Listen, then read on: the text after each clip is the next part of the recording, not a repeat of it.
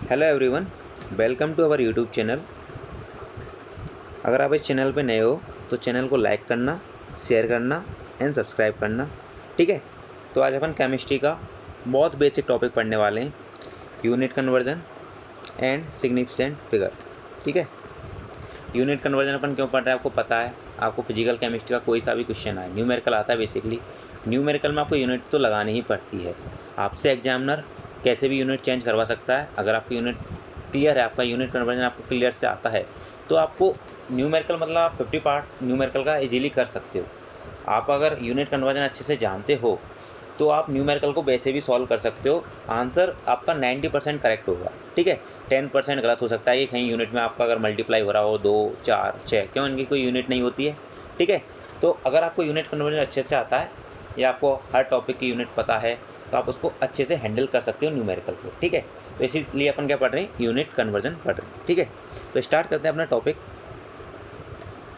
Unit conversion. Unit conversion. ठीक है। आपको पता है, आप इसको फिजिक्स में भी पढ़ते हो यूनिट कन्वर्जन में।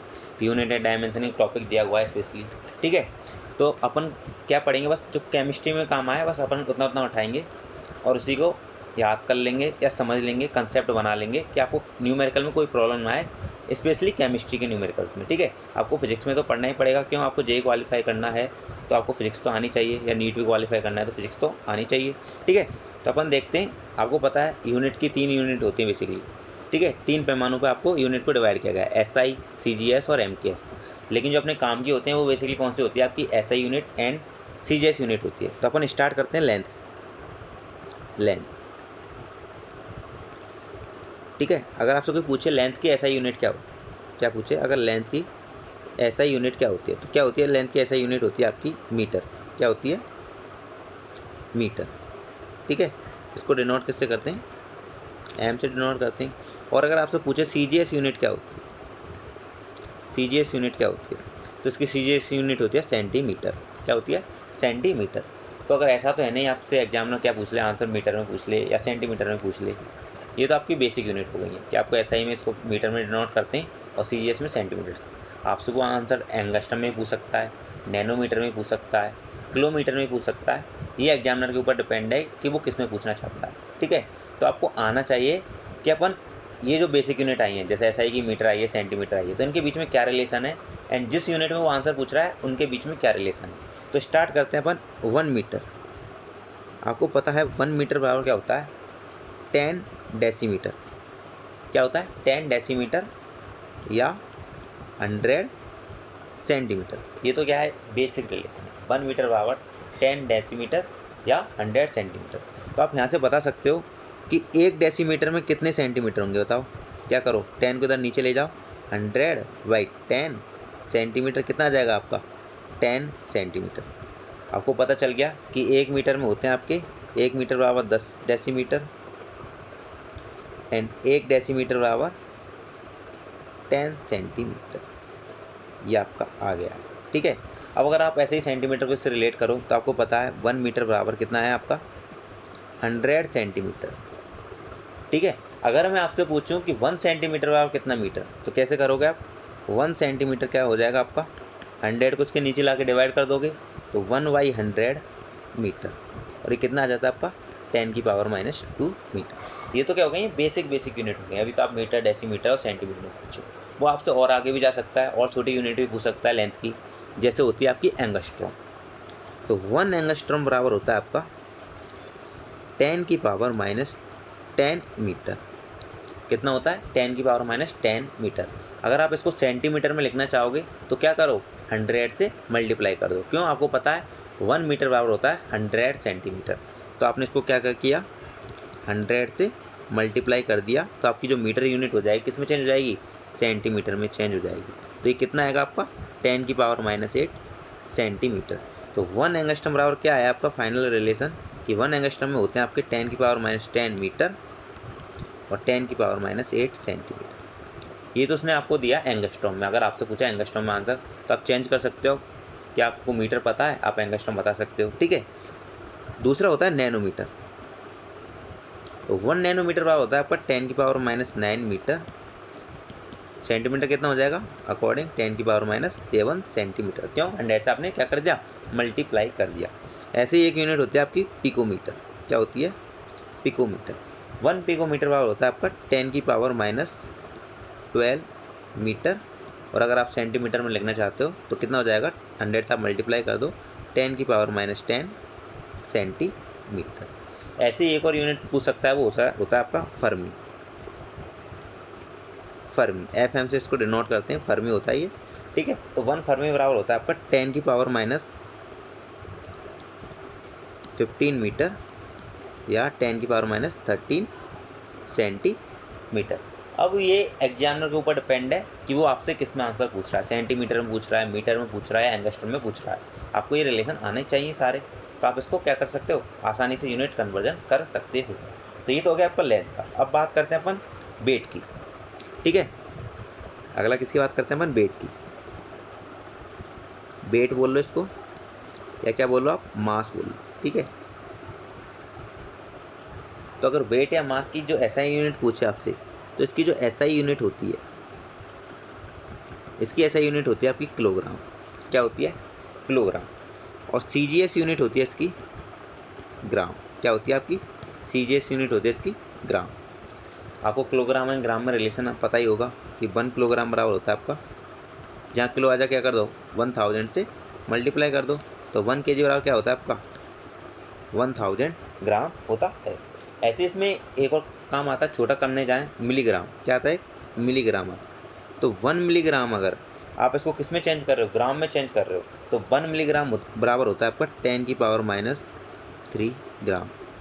और अगर आप इसको किलोग्राम में लिखना है तो क्या कर दो, 1000 से और डिवाइड कर दो, तो कितना हो जाएगा ये 10⁻⁶ किलोग्राम। क्लियर? कोई डाउट नहीं ना? ठीक है, ऐसे एक होता है आपका माइक्रोग्राम। क्या होता है आपका? माइक्रोग्राम। माइक्रोग्राम आता नहीं है इतना, तो इसको छोड़ देते हैं। ठीक है, जो अपना काम का है वो देख लेते हैं। एक आता है आपका, आपने पढ़ा होगा, आपका जो मास होता है एटम का, 1 एटम का मास किसमें डिनोट करते हैं, 1 AMU में। 1 AMU। तो 1 AMU का आपको पता ही होगा वैल्यू क्या होती है। 1 AMU क्या है, एक मास की यूनिट है। ये किसका मास बता रहा है, एक एटम का मास बता रहा है। तो केमिस्ट्री में अपन क्या ही पढ़ रहे हैं, एटम्स के बारे में ही तो पढ़ रहे हैं। तो 1 AMU बराबर होता है आपका 1.6 × 10⁻24 ग्राम। अगर आप उसको सेंटीमीटर में लिखना है तो सॉरी, आपको इसको किलोग्राम में लिखना है तो क्या करोगे आप, 10⁻³ से डिवाइड कर दोगे, मतलब 1000 से डिवाइड कर दोगे, तो कितना आ जाएगा ये आपका 1.6 × 10⁻27 kg। एक और इम्पोर्टेंट होता है मास ऑफ इलेक्ट्रॉन, जो आपको याद होना चाहिए, पूरी केमिस्ट्री में काम आता है। तो यहाँ भी आप इसको पढ़ लो एक बार। मास ऑफ इलेक्ट्रॉन कितना होता है, मास ऑफ इलेक्ट्रॉन ऑब्वियस सारे बताएंगे, 9.1 × 10⁻31। किस में होता है, केजी में, ग्राम में, ऑब्वियस केजी। अगर आपको इसको ग्राम में लिखना है तो क्या करोगे, 1000 से मल्टीप्लाई कर दोगे, तो 9.1 × 10⁻28 ग्राम हो जाएगा। क्यों, आपने पढ़ा है ना 1 किलोग्राम बराबर 1000 ग्राम। तो 1 ग्राम कितना हो जाएगा बताओ, 10⁻³ किलोग्राम। तो यही कर रहे हो आप। ठीक है, बेसिक मैथमेटिक्स है, आपको आना चाहिए। ठीक है, इसके बाद बात करते हैं अपन वॉल्यूम की। अपना काम किससे पढ़ता है, अपन नॉर्मली जो रिलेशन पढ़ते हैं, एक वॉल्यूम पढ़ते हैं, प्रेशर पढ़ते हैं, टेम्परेचर पढ़ते हैं, मोल पढ़ते हैं। ठीक है, और एनर्जी के बारे में पढ़ते हैं। तो अपन इनका यूनिट कन्वर्जन आपको स्पेशली आना चाहिए। ठीक है, नॉर्मली केमिस्ट्री में ये यूज होते हैं और होते हैं, वो इनसे ही ड्राइव हो जाते हैं, आप उनको इजीली ड्राइव कर सकते हो उनकी यूनिट को। ठीक है, तो उनमें कोई प्रॉब्लम नहीं है। तो स्टार्ट करते हैं वॉल्यूम से। वॉल्यूम, ठीक है, तो अगर आपसे पूछे कोई वॉल्यूम की ऐसा यूनिट क्या है, वॉल्यूम की ऐसा यूनिट क्या है, तो काफ़ी आंसर देते हैं लीटर। तो लीटर इसकी क्या है, ऐसा यूनिट नहीं है। ठीक है, लीटर तो बस अपन ने नॉर्मली जानने के लिए कर लिया कि यूनिट मान लिया। ठीक है, इसकी जो ऐसा यूनिट होती है वॉल्यूम की, वो होती है आपकी मीटर क्यूब। क्या होती है, मीटर क्यूब। और अगर आपसे कोई पूछे सीजीएस यूनिट क्या होती है इसकी, सीजीएस यूनिट, जहाँ मीटर है वहाँ क्या होगा, सेंटीमीटर होगा, तो इसकी सीजीएस यूनिट क्या हो जाएगी, सेंटीमीटर। ठीक है, अब मीटर क्यू और सेंटीमीटर क्यू या लीटर आप पढ़ते होंगे, वॉल्यूम की यूनिट पढ़ते हैं लीटर। ठीक है, तो इनमें क्या रिलेशन है ये आपको आना चाहिए कि अपन लीटर से मीटर क्यू में कैसे चेंज करें, मीटर क्यू से सेंटीमीटर क्यू में कैसे चेंज करें। तो इसकी एक ट्रिक है, उसको आप याद कर लो। वाले कि आपके पास क्या है, एक टैंक ऑफ वाटर है। क्या आपके पास एक टैंक ऑफ वाटर, आपके पास एक टैंक ऑफ वाटर है, उसकी 1 मीटर क्या है, लेंथ है, 1 मीटर क्या है उसकी विड्थ है, और 1 मीटर क्या है उसकी हाइट है। ये आपने ट्रिक के लिए एज्यूम कर लिया कि उसकी 1 मीटर क्या है लेंथ है, 1 मीटर क्या है हाइट है, और 1 मीटर क्या है विड्थ है। तो उसका जो वॉल्यूम होता है वो क्या होता है आपका 1000 लीटर होता है। क्या होता है 1000 लीटर। अगर आपकी कोई पानी की टंकी है जिसकी लंबाई 1 मीटर है, 1 मीटर चौड़ाई है और 1 मीटर ऊंचाई है, उसका वॉल्यूम कितना होता है 1000 लीटर होता है। आप इन तीनों को मल्टीप्लाई करोगे तो क्या आ जाएगा 1 मीटर क्यूब बराबर 10⁻³ लीटर। ये आ गया ना क्लियर। तो मीटर क्यूब लीटर में क्या डिसीजन है, क्या रिलेशन, सॉरी, कि 1 मीटर क्यूब बराबर होता है आपका 10⁻³ लीटर। अगर मैं आपसे पूछूं कि 1 लीटर में कितने मीटर क्यूब होते हैं तो क्या करोगे आप 10⁻³ को इधर नीचे ले जाओगे तो 1/10⁻³ बिल्कुल मीटर क्यूब। तो ये कितना आ जाएगा आपका 10⁻³ मीटर क्यूब। तो 1 लीटर में कितने होते हैं आपके 10⁻³ मीटर क्यूब होते हैं। तो आपको इंटर कन्वर्जन आना चाहिए लीटर से मीटर क्यूब और मीटर क्यूब से लीटर में। ठीक है, अभी हो गया मीटर। एक आपको पता है मीटर के बाद क्या आता है डेसीमीटर आता है। क्या आता है डेसीमीटर। तो 1 मीटर में कितने डेसीमीटर होते हैं अपन अभी पढ़ता है लेंथ में। तो 1 मीटर में होते हैं आपके 10 डेसीमीटर। क्या होते हैं आपके 10 डेसीमीटर। तो 1 मीटर में 10 डेसीमीटर, फिर इसके 10 डेसीमीटर, बेड्थ वाली हो गई। एंड इस मीटर को भी किस में चेंज कर लिया आपने डेसीमीटर में चेंज कर लिया। कितना हो जाएगा ये आपका 1000 लीटर के बराबर। तीनों को मल्टीप्लाई किया कितना आएगा ये 10⁻³ डेसीमीटर क्यूब बराबर 10⁻³ लीटर। तो यहाँ से क्या रिलेशन बन रहा है कि 1 डेसीमीटर क्यूब बराबर 1 लीटर। तो आपको जो 1 लीटर होता है वो क्या होता है बेसिकली 1 डेसीमीटर क्यूब होता है। ठीक है, इसके बाद तीसरी यूनिट पढ़ते हैं अपन। क्या करो मीटर को इसमें चेंज कर लो, सेंटीमीटर में चेंज कर लो। 1 मीटर बराबर कितना सेंटीमीटर होता है 100 सेंटीमीटर। तो 100 centimetre into 100 centimetre into 100 centimetre बराबर कितना हो जाएगा आपका 1000 लीटर। आपने तीनों को मल्टीप्लाई किया कितना हो जाएगा ये 10⁻6 हो जाएगा ना। 10⁻6 सेंटीमीटर क्यूब बराबर 10⁻³ लीटर। तो यहाँ से क्या क्या रिलेशन बन रहा है, पहला रिलेशन बन रहा है आपका 1 सेंटीमीटर क्यूब। तो 1 सेंटीमीटर क्यूब के लिए क्या करोगे आप 10⁻6 को क्या करोगे लीटर के नीचे ले जाओगे तो कितना आ जाएगा ये आपका, डिवाइड करोगे क्या आ जाएगा आपका 10⁻³ लीटर आ जाएगा। पहला रिलेशन ये आ गया। अगर मैं आपसे पूछूं 1 लीटर बराबर कितना सेंटीमीटर क्यूब तो क्या करोगे 10⁻³ को इधर ले जाओगे तो कितना आ जाएगा आपका 1 लीटर बराबर आ जाएगा आपका 10⁻³ सेंटीमीटर क्यूब। ये आपके वॉल्यूम की यूनिट कन्वर्जन हो गया। और इसी सेंटीमीटर क्यूब को कैसे भी डिनोट करते हैं काफ़ी टाइम सीसी से भी डिनोट करते हैं सेंटीमीटर क्यूब। ठीक है, ये तो हो गया आपका वॉल्यूम का कन्वर्जन। आपको एक तो यही पता होगा ना 1 लीटर बराबर कितना मिलीलीटर होता है, कितना होता है 1000 ml होता है, ये तो आपको पता ही होगा। ठीक है, तो अपन ये यूनिट आनी चाहिए, नॉर्मल यूनिट है, इनमें कोई प्रॉब्लम होनी नहीं चाहिए आपको। ठीक है, क्लियर, आपका वॉल्यूम हो गया। अब इसके बाद एक और टर्म्स आती है डेंसिटी। ठीक है, डेंसिटी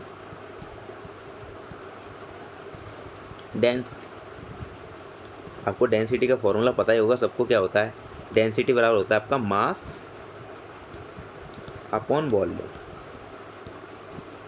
ठीक है, अगर मैं आपसे पूछूं डेंसिटी की ऐसा यूनिट क्या होगी तो आप इसको खुद ही ड्राइव कर सकते हो। कैसे ड्राइव कर सकते हो, आपको फॉर्मूला में क्या करना है बस ऐसा यूनिट रखनी है। मास की ऐसे यूनिट क्या होती है बताओ, किलोग्राम होती है बिल्कुल। वॉल्यूम की ऐसे यूनिट क्या होती है मीटर की होती है। तो डेंसिटी की ऐसे यूनिट क्या हो जाएगी किलोग्राम पर मीटर क्यूब हो जाएगी। अगर ऐसे मैं पूछूं आपसे CGS यूनिट क्या होगी इसकी तो आपको पता है मास की CGS यूनिट क्या होती है बताओ, क्या होती है ग्राम। वॉल्यूम की क्या होती है आपको बताओ CGS यूनिट क्या होती है वॉल्यूम की सेंटीमीटर क्यूब। तो डेंसिटी की ऐसे यूनिट क्या हो गई आपकी किलोग्राम पर मीटर क्यूब और CGS यूनिट क्या हो गई आपकी ग्राम पर सेंटीमीटर क्यूब हो गई है। ठीक है, इसका मतलब ये नहीं कि आपका आंसर से वो एग्जामिनर सिर्फ आपसे इन्हीं 2 यूनिट में आपसे डेंसिटी पूछे, वो किसी में भी पूछ सकता है, उसकी मर्जी है। वो आपसे वाले ग्राम पर मिलीलीटर में पूछे चाहे वो आपसे ग्राम पर लीटर में पूछे, आप उसको चेंज कर सकते हो। क्यों, आपको मीटर क्यूब लीटर में रिलेशन पता है, अपन अभी करके आए वॉल्यूम कन्वर्जन में। ठीक है, क्लियर। अब बात करते हैं अपन प्रेशर की। प्रेशर इसको पता है आपको किससे डिनोट करते हैं, P से डिनोट करते हैं प्रेशर को। जो प्रेशर की SI यूनिट होती है SI यूनिट, तो प्रेशर की SI यूनिट होती है आपकी पास्कल। क्या होती है आपकी? पास्कल। और क्या लिख सकते हैं इसको? पास्कल को अपन और क्या लिख सकते हैं? न्यूटन पर मीटर स्क्वायर, न्यूटन पर मीटर स्क्वायर। और क्या लिख सकते हो? किलोग्राम पर मीटर सेकंड स्क्वायर। आपको बस ये 3 यूनिट यहाँ रख लेनी है। क्यों? अगर आपने जैसे पास्कल की ऐसा यूनिट क्या रखी है, आपने न्यूमेरिकल सॉल्व कर रहे हो और पास्कल रख दिया और नीचे कहीं पास्कल आ नहीं रहा, किससे कैंसिल करोगे? ऑब्वियस है नीचे क्या रहेंगे, जैसे किलोग्राम मीटर सेकंड स्क्वायर आ रहा होगा, तो आपको पास्कल को चेंज कर लेना है किसमें? एक पास्कल बार क्या होता है? 1 किलोग्राम मीटर पर सेकंड स्क्वायर होता है। ठीक है, किलोग्राम पर मीटर पर सेकंड स्क्वायर होता है। ठीक है, आप इनको याद रख लेना। अगर मैं इसकी बात करूँ CGS यूनिट की, CGS यूनिट, तो इसकी CGS यूनिट होती है वेराय। क्या होती है? वेराय। किसे क्या होती है? वेराय। ठीक है, अगर आप इसको और चेंज करना चाहो तो न्यूटन होती है। न्यूटन क्या है? फोर्स की SI यूनिट है। किसकी यूनिट है? फोर्स की SI यूनिट है। आप फिजिक्स में भी पढ़ोगे। फोर्स की CGS यूनिट क्या होती है? डायन होती है। क्या होती है? डायन। मीटर की तो आपको पता है क्या होती है? सेंटीमीटर। तो क्या हो जाएगा? डायन पर सेंटीमीटर स्क्वायर। इसको भी आप CGS में चेंज कर सकते हो। किलोग्राम की क्या होती है? CGS ग्राम। मीटर की क्या होती है? सेंटीमीटर। और सेकंड की क्या होती है? सेकंडी होती है। तो इसकी आपके पास क्या आ गई है? CGS unit and SI unit आ गई है। वेराय और पास्कल में क्या रिलेशन है? तो 1 वेराय होता है ना, 1 वेराय किसके बराबर होता है? आपका 10⁻⁻1 पास्कल। या इसको ऐसे लिख लो वाले कि 1 पास्कल बराबर होता है आपका 10 वेराय। ठीक है, ये बेसिकली केमिस्ट्री में होते नहीं है यूज, बट आपको आना चाहिए। ठीक है, आपको स्पेशली ये कन्वर्जन आपको याद नहीं चाहिए। ठीक है, कि आप इनसे कैंसिल कर सको यूनिट को अगर आप कोई न्यूमेरिकल सॉल्व कर रहे हो तो। ठीक है, अब बात करते हैं इसकी मेनली यूनिट पे आते हैं। ATM क्या होती है? आपको ATM एक इसका पैमाना ATM। अब पढ़ोगे आप प्रेशर को, ATM पढ़ोगे, हमेशा ही पढ़ोगे ATM, आइडल गैस में पढ़ोगे। ठीक है, तो 1 ATM बराबर क्या होता है आपका? 101,325 पास्कल। क्या होता है? 101,325 पास्कल। आप इसको न्यूटन पर मीटर स्क्वायर में भी लिख सकते हो। 101,325 न्यूटन पर मीटर स्क्वायर। और किस में लिख सकते हो आप बताओ? किलोग्राम पर मीटर सेकंड स्क्वायर में लिख सकते हो। तो 101,325 kilogram metre second square. Clear? आप इसको क्या कर सकते हो? किलोमीटर में भी, सॉरी, किलो पास्कल में चेंज कर सकते हो ना। क्या करोगे? एक किलो पास्कल का होता है 1000 पास्कल। तो 1000 से क्या कर दो? इसको डिवाइड कर दो, तो क्या आ जाएगा आपका? 101.325 किलो पास्कल। ये आपका 1 ATM की वैल्यू आ गई कि 1 ATM बराबर होता है आपका 101,325 पास्कल।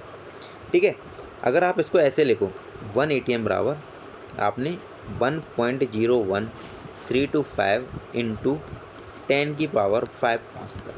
आप इसको ऐसे लिख सकते हो ना? बिल्कुल लिख सकते हो। क्या किया आपने? 10⁵ को बाहर निकाल लिया। तो आपका जो 1 वार होता है, एक और यूनिट होती है प्रेशर की बार। ठीक है, तो 1 वार किसके बराबर होता है आपका? 10⁵ पास्कल के बराबर। किसके बराबर होता है आपका? 10⁵ पास्कल के बराबर होता है। तो आप बताओ 1 ATM किसके बराबर हो जाएगा? बार में किसके बराबर होगा? 10⁵ पास्कल की जगह रख दो, बार रख दो, तो क्या हो जाएगा? 1 ATM बराबर 1.01325 बार। क्लियर? इसकी नॉर्मल यूनिट हो गई है। जैसे ATM, जैसे आपने मीटर की पढ़ी थी एंगस्ट्रॉम नैनोमीटर, ऐसी क्या चल रही है? प्रेशर की क्या चल रही है? ATM बार। ठीक है, और क्या होती है आपकी प्रेशर को? ATM को क्या लिख सकते हो आप? एक टॉर में भी लिख सकते हो। क्या होती है प्रेशर की यूनिट? क्या होती है? टॉर। तो 1 ATM बराबर होता है आपका 760 टॉर। आप इसको किस में भी लिख सकते हो? mmHg में भी लिख सकते हो। तो ये किसके बराबर होता है? 760 मिलीमीटर Hg। आपको मिलीलीटर को सेंटीमीटर में चेंज करना आता है? किससे करते हो? 10 से क्या कर दो? डिवाइड कर दो। ये क्या हो जाएगा आपका? 76 सेंटीमीटर Hg। तो ये आपकी सारी प्रेशर की यूनिट हो गई हैं। आप किसी में भी चेंज कर सकते हो। अगर आपको दे दिया गया जैसे 34 mmHg दे दिया, आपको इसको किस में चेंज करना है? ATM में चेंज करना है। तो कैसे चेंज करोगे? किससे डिवाइड कर दोगे आप? 34 को किससे डिवाइड कर दो? 760 से डिवाइड कर दो। ये किस में आ जाएगा आपका? ATM में आ जाएगा। क्लियर? आपको अगर जैसे 2 ATM को किस में चेंज करना है? mmHg में चेंज करना है, तो 760 से क्या कर दो? मल्टीप्लाई कर दो, आपको क्या आ जाएगा? mmHg में आ जाएगा। क्लियर? आगे चलते हैं। आपने प्रेशर पढ़ लिया, अब बात करते हैं अपन एनर्जी। किसकी बात करते हैं? एनर्जी। एनर्जी की जो एसआई यूनिट होती है वो होती है आपकी जूल। क्या होती है? जूल। जूल होती है इसकी एसआई यूनिट। अगर आप न्यूमेरिकल कर रहे हो सॉल्व और अगर वो आपसे आंसर कहीं जूल ही नहीं दे रहे हो, लेकिन आपको जूल को कैंसिल करना है, तो जूल को अपन और क्या लिख सकते हैं? किलोग्राम मीटर स्क्वायर पर सेकंड स्क्वायर लिख सकते हैं। इसकी सीजीएस यूनिट क्या होती है? इसकी सीजीएस यूनिट होती है अर्ग। क्या होती है? अर्ग। और इसको आप सीजीएस में चेंज कर ही सकते हो। क्या हो जाएगा? किलोग्राम का तो हो जाएगा वो ग्राम, मीटर का हो जाएगा आपका सेंटीमीटर स्क्वायर, और सेकंड का आपका सेकंड स्क्वायर ही रहेगा। आपका जो 1 अर्ग होता है ना, ये अर्ग ई होता है, सॉरी अर्ग होता है, वो किसके बराबर होता है? आपका 10⁻⁷ जूल के बराबर होता है। तो आपको इसका एनर्जी को चेंज करना आना चाहिए। तो एनर्जी की जैसे काफ़ी यूनिट होते हैं, लीटर एटीएम भी एक इसकी यूनिट है। तो आपको आर की वैल्यू पता है, आपने आर गैस कांस्टेंट की वैल्यू पढ़ी होंगी। क्या क्या वैल्यू होती है? पहली वैल्यू होती है आपकी 0.0821 लीटर एटीएम के इनवर्स मोल इनवर्स। और क्या होती है जूल में? अगर आप बताओगे तो क्या होती है? 8.314 जूल के इनवर्स मोल इनवर्स। और क्या होता है अगर आप कैलोरी में लिखना चाहो तो 2 कैलोरी के इनवर्स मोल इनवर्स। ठीक है, आप इससे किसी में भी चेंज कर सकते हो। जैसे अगर मैं आपको दे दूं, क्या करोगे आप इसको? जैसे कैलोरी को चेंज करना है या कैलोरी में आंसर लाना है, आपको बस इंटरचेंज ही तो करना है बस। जैसे मेरे को आंसर लाना है कि आपको अगर दे दिया मैंने 16 जूल, क्या दे दिया? 16 जूल दे दिया है। आपको 16 जूल को किस में चेंज करना है? लीटर एटीएम में चेंज करना है। किस में चेंज करना है? लीटर एटीएम में चेंज करना है। तो आपको बेसिक मैथमेटिक्स ही लगानी है। जूल को किस में चेंज करना है? लीटर एटीएम में। तो पहले तो क्या करोगे आप? 8.314 से क्या कर दोगे? इसको डिवाइड कर दोगे, और फिर किससे मल्टीप्लाई कर दोगे? 0.0821 से आप क्या कर दोगे? इसको मल्टीप्लाई कर दोगे। लीटर एटीएम में आपका आंसर आ जाएगा। सर ऐसे नहीं करना, मैं तो पूरी यूनिट के साथ बताओ। तो लो आप पूरी यूनिट के साथ करो इसको, मैं पूरी यूनिट के साथ भी करके बताता हूँ इसको। आप देखो, ये आपका 16 जूल, 16 जूल को अगर आपने किससे डिवाइड किया? 8.314। इसकी यूनिट क्या है? जूल के मोल इनवर्स। तो के मोल इनवर्स ऊपर चला गया आपका, के मोल, मोल इनवर्स नहीं है, मोल है। ठीक है, के और मोल ऊपर चला गया। ठीक है, आपने किससे मल्टीप्लाई कर रहे हो? 0.0821 लीटर एटीएम के इनवर्स मोल इनवर्स। देखो, के से के कैंसिल, मोल से मोल कैंसिल, जूल से जूल कैंसिल। आपको कैश में आ रही है वैल्यू? लीटर एटीएम में आ रही है। तो आपने जूल को किस में चेंज कर दिया है? लीटर एटीएम में चेंज कर दिया है। इसी तरह आप किस में भी चेंज कर सकते हो? कैलोरी में भी चेंज कर सकते हो। ठीक है, ये आपके ऊपर है, आपको बस बेसिक मैथमेटिक्स लगानी है। ऐसे ही जैसे अगर मैं आपको दे दूँ 25 कैलोरी, 25 कैलोरी को आप किस में चेंज करो? जूल में चेंज करो। तो कैसे करोगे? 25 डिवाइड बाई, पहले क्या करोगे? कैलोरी में क्या होती है? 2, और जूल में कितनी होती है? 8.314। आप इससे मल्टीप्लाई कर देना, आपका क्या आ जाएगा? आंसर आ जाएगा। ठीक है, और एनर्जी की एक यूनिट होती है इलेक्ट्रॉन वोल्ट। क्या होती है आपकी? Electron volt. आप इसको पढ़ोगे तो 1 इलेक्ट्रॉन वोल्ट बराबर होता है आपका 1.6 इंटू 10⁻⁻19 जूल। आपको जूल से तो आपको चेंज करना आता ही है ना, कैलोरी में चेंज करवाया या लीटर एटीएम में चेंज करवाया, आप कर ही दोगे, पीछे पढ़ के आए हो रिलेशन। ठीक है, क्लियर? कोई डाउट? तो ये आपका यूनिट कन्वर्जन हो गया। अब अपन अगला टॉपिक पढ़ेंगे सिग्निफिकेंट फिगर्स। सिग्निफिकेंट फिगर्स,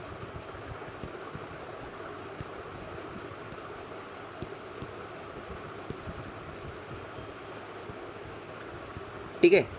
आप केमिस्ट्री में क्या करते हो? एक्सपेरिमेंट करते हो। तो एक्सपेरिमेंट में जब अमाउंट को कैलकुलेट कर रहे होते हैं ना, तो उनमें क्या आती है? अनसर्टेनिटी आती है। क्या आती है? अनसर्टेनिटी आती है। आपका डाटा क्या हो रहा है? अनसर्टेनिटी, मतलब फिक्स बता नहीं सकती। तो ये जो आपके सिग्निफिकेंट फिगर होते हैं ना, ये उस वैल्यू को क्या करते हैं? अनसर्टेनिटी प्रदान करते हैं। क्या करते हैं? सर्टेनिटी बताते हैं। आपने अगर 3 तक बोल दिया कि 3 सिग्निफिकेंट में आप सर्टेनिटी बताओ, तो आप उनको सिग्निफिकेंट फिगर से बता दोगे। तो इसका जो पहला रूल होता है, रूल 1, कि आपको सिग्निफिकेंट फिगर कैलकुलेट करना आना चाहिए कि किसी आपको वैल्यू दे दी, आप उसमें कितने सिग्निफिकेंट फिगर। ठीक है, तो पहला रूल 1 क्या है कि all non zero digit are significant. ठीक है, जितने भी नॉन जीरो नंबर्स हैं या फिगर्स हैं, वो क्या है? आपके सिग्निफिकेंट फिगर्स हैं। ठीक है, जैसे एग्जांपल से आप समझोगे इसको। एग्जांपल लेते हैं, 285 सेंटीमीटर। 285 सेंटीमीटर अगर आपसे इसमें पूछे कि कितने सिग्निफिकेंट फिगर हैं, तो देखो इसमें नॉन जीरो कितने, तीनों की तीनों नॉन जीरो हैं, तो इसमें 3 सिग्निफिकेंट फिगर्स हैं। ठीक है, अब बात करते हैं 0.25 ml, इसमें कितने नॉन जीरो हैं, 2, तो इसमें 2 सिग्निफिकेंट फिगर्स हैं। ठीक है, बट इसका मतलब ये नहीं है कि जीरो आपका सिग्निफिकेंट फिगर नहीं होता, जीरो भी आपका सिग्निफिकेंट फिगर होता है, आगे देखना। ठीक है, वो काफ़ी जगह सिग्निफिकेंट फिगर की तरह एक्ट भी करता है, काफ़ी तरह नहीं भी करता है, तो अब देखना। ये तो आपका रूल 1 हो गया। रूल 1 क्या हो गया कि all non zero digit are significant. अब रूल 2 देखो, रूल 2 क्या बोलता है आपका कि zero preceding to first non zero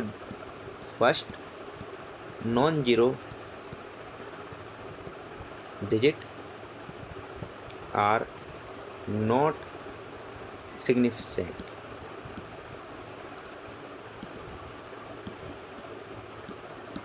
ठीक है, तो ये क्या बोल रहा है, zero preceding to first non zero digit are not significant. आप इसको एग्जांपल से समझोगे कि आपकी जो जीरो जो होती है ना, वो क्या है, अगर आपके नॉन जीरो डिजिट से आगे लगी हुई है तो क्या होती है, आपकी सिग्निफिकेंट फिगर्स नहीं होती। ठीक है, सच जीरो, ऐसे जीरो क्या करते हैं, आपकी पोजीशन बताते हैं डेसिमल पॉइंट की। तो such zero indicates the position of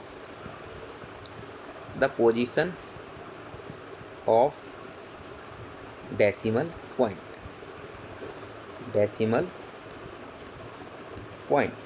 जैसे एग्जाम्पल के थ्रू आप समझोगे, अगर आपका लिखा हुआ है नंबर 0.03, तो ये आपकी जो जीरो लगी हुई है आगे, किसके आगे लगी हुई है, नॉन डिजिट जीरो के आगे लगी हुई है, नॉन डिजिट जीरो के आगे लगी हुई है, नॉन जीरो डिजिट के आगे, तो ये आपकी सिग्निफिकेंट फिगर में कैलकुलेट नहीं होंगी।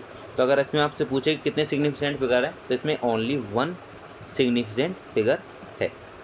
ऐसे अगर आपका 0.0052, तो नॉन जीरो के आगे कितनी भी जीरो हैं वो सारी किस में आएंगे, आपकी नॉन वो सिग्निफिकेंट फिगर्स में नहीं आएंगी। तो इसमें कितने सिग्निफिकेंट फिगर हैं, ओनली 2 सिग्निफिकेंट फिगर्स। ऐसे आपने देखा इसके आगे कितनी आ रही है, जीरो जितनी भी आ रही है वो आपने काउंट नहीं की, इसलिए कितने सिग्निफिकेंट फिगर्स हैं आपके, 2 ही सिग्निफिकेंट फिगर्स हैं।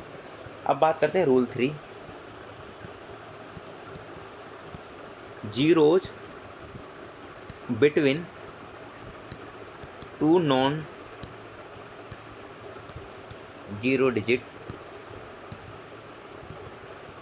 आर सिग्निफिकेंट फिगर्स,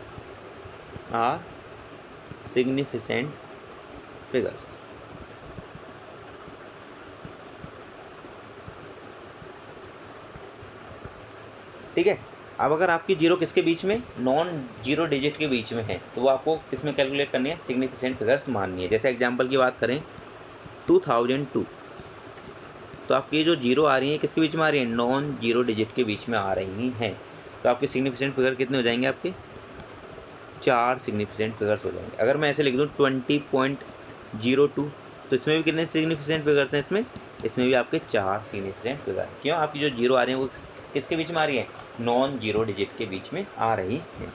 ठीक है, इसके बाद अगला rule, rule 4, zeros at the end of right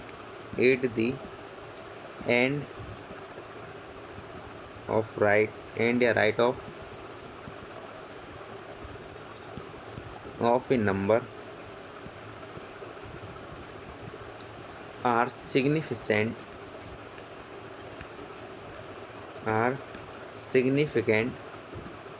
provided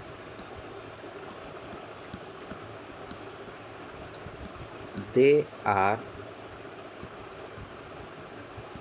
on the right side of decimal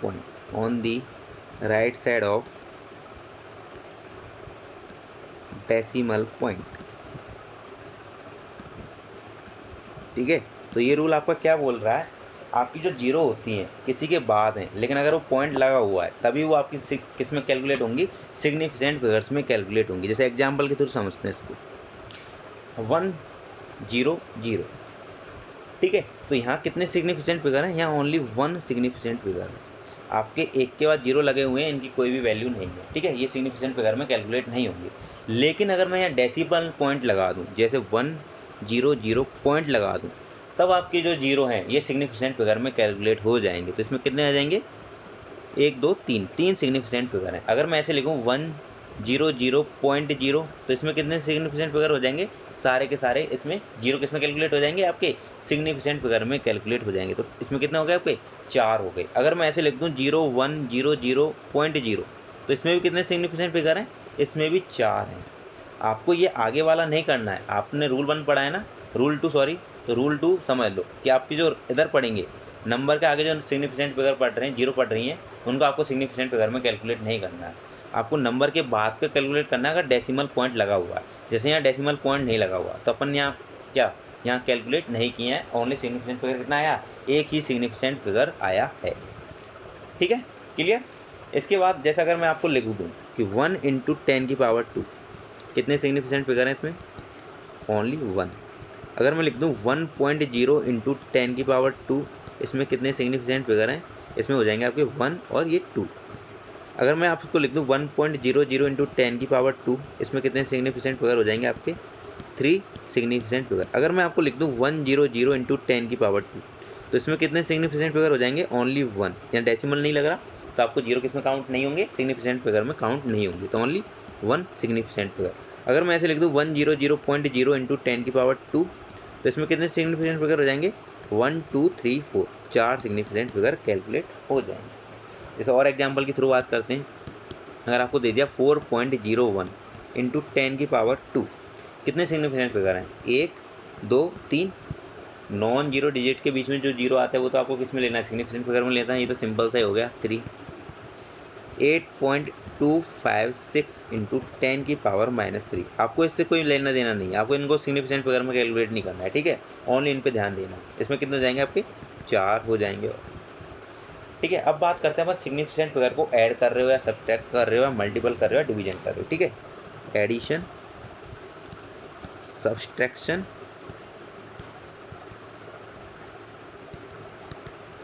multiplication,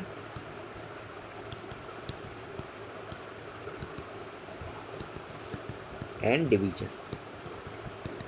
ठीक है, आप नंबर्स का कर रहे हो तो आपको कैसे करना है, जैसे अपन बात कर लेते हैं एडिशन से।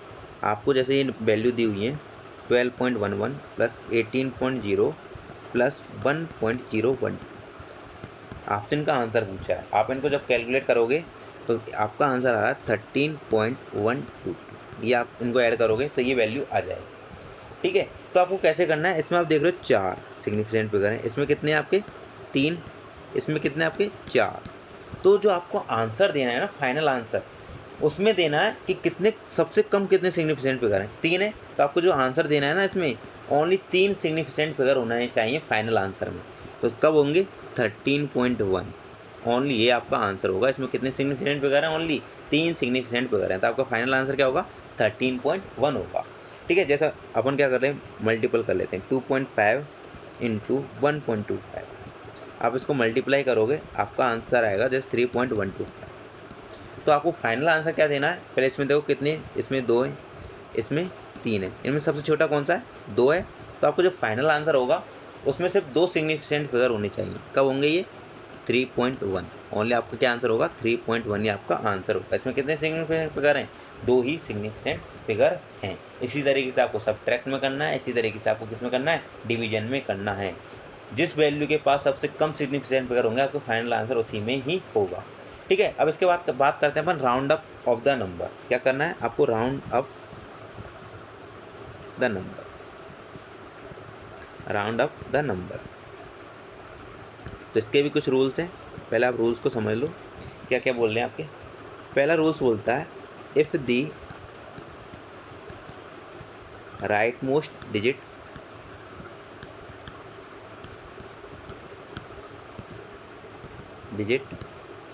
to be removed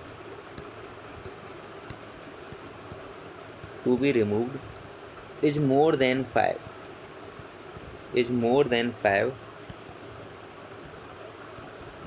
the preceding number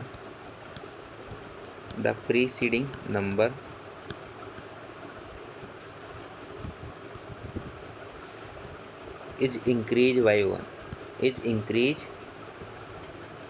by 1, ठीक है, तो ये देखो क्या बोलना चाहता है, एग्जाम्पल के थ्रू समझो इसको। 1.386 आपको ये वैल्यू, आपका फाइनल आंसर ये आ गया। लेकिन आपको आंसर किस में देना है, ओनली 3 सिग्निफिकेंट फिगर में देना है। 3 में देना है तो आपको ये वैल्यू हटानी पड़ेगी। अगर आप इस वैल्यू को हटा रहे हो और ये वैल्यू अगर 5 से ज़्यादा है, अगर ये वैल्यू किससे ज़्यादा है, 5 से ज़्यादा है, तो आपको आगे वाली वैल्यू में एक ऐड कर देना है। तो आपको जो आंसर हो जाएगा वो कितना हो जाएगा, 1.39 आपका फाइनल आंसर हो जाएगा। ठीक है, आपने राउंड अप कर दिया 1.386 को 1.39 में। दूसरा रूल क्या बोलता है, if the right most digit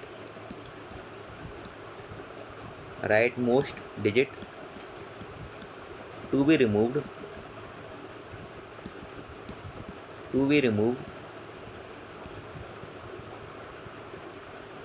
is less than 5,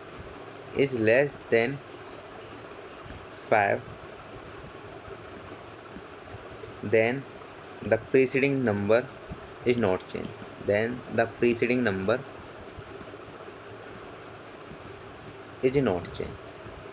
number is not changed।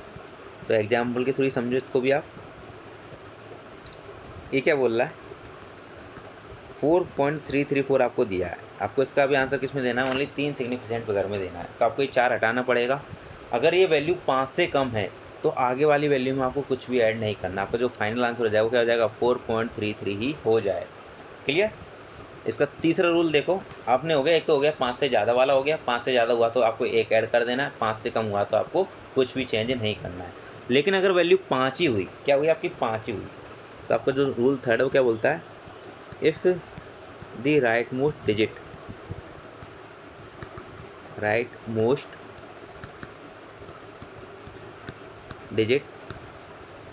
To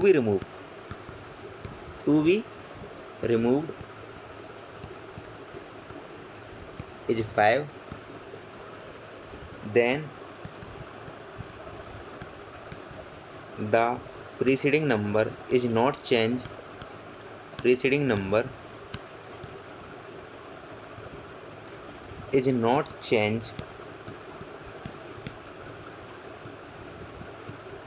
if it is an even number।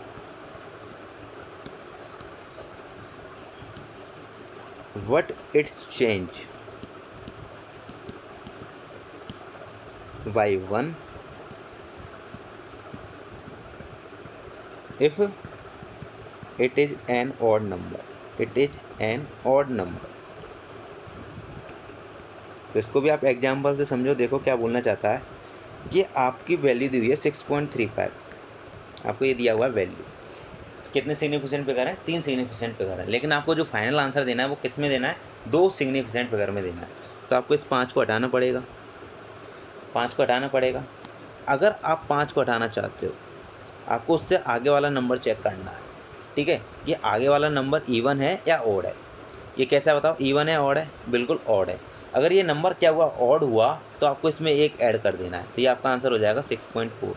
लेकिन अगर ये क्या हुआ, आपका इवन हुआ, जैसे 6.25, 5 को हटाना है, ये कैसा है आपका इवन है, तो इसमें कोई चेंज नहीं करना है, इसका आंसर क्या रहेगा आपका 6.2 रहेगा।